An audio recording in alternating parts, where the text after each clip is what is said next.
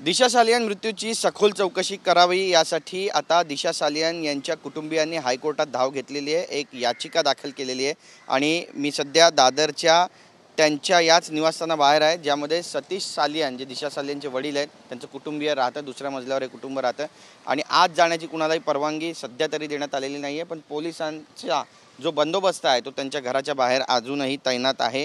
सगळ्यात महत्त्वाचं म्हणजे जी याचिका करण्यात आलेली आहे त्यामध्ये गंभीर स्वरूपाचे जे आरोप आहेत ते सुद्धा करण्यात आलेले आहेत। यामध्ये विशेष करून शिवसेना उद्धव बाळासाहेब ठाकरे पक्षाचे युवा सेनेचे नेते आदित्य ठाकरेंवर गुन्हा दाखल करा आणि गुन्हा दाखल करून तपास सीबीआयकडे वर्ग करा अशी मागणी यातून करण्यात आलेली आहे। त्यासोबतच माजी महापौर किशोरी पेडणेकर यांच्या कुटुंबियांवर दबाव टाकून दिशाभूल केल्याप्रकरणी गुन्हा दाखल करावा अशी सुद्धा मागणी करण्यात आलेली आहे आणि पारदर्शक तपास होण्यासाठी राज्याबाहेर हा तपास होऊ द्या अशी देखील मागणी करण्यात आलेली आहे। आणि दिशाच्या पोस्टमॉर्टम करतानाचे जे चित्रीकरण आहे आणि सर्व कागदपत्र आहेत ती सुद्धा समोर आणण्यात यावी। तसेच आदित्य ठाकरे, सूरज पंचोली, दिनू मोरिया, मुंबई पोलीस आयुक्तांचे आणि आदित्यचे बॉडीगार्डच्या घटनेदरम्यानचे मोबाईल टॉवर लोकेशन काढण्यात यावे अशी सुद्धा यात मागणी करण्यात आली। त्यासोबतच दिशा सालियानचा फोन आणि लॅपटॉप याचा तिचा बॉयफ्रेंड रोहन रायकडे देण्यात आला आहे, तो सुद्धा कुटुंबियांकडे देण्यात यावा अशी सुद्धा जी मागणी आहे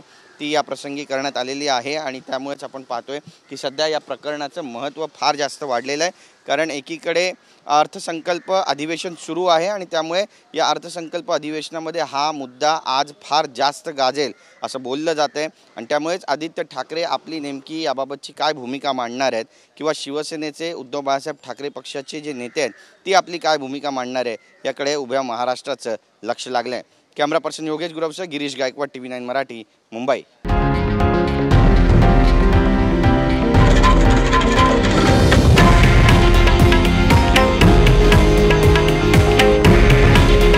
हे आहे देशातील नंबर 1 न्यूज नेटवर्क आणि आपण पाहत आहात TV9 मराठी।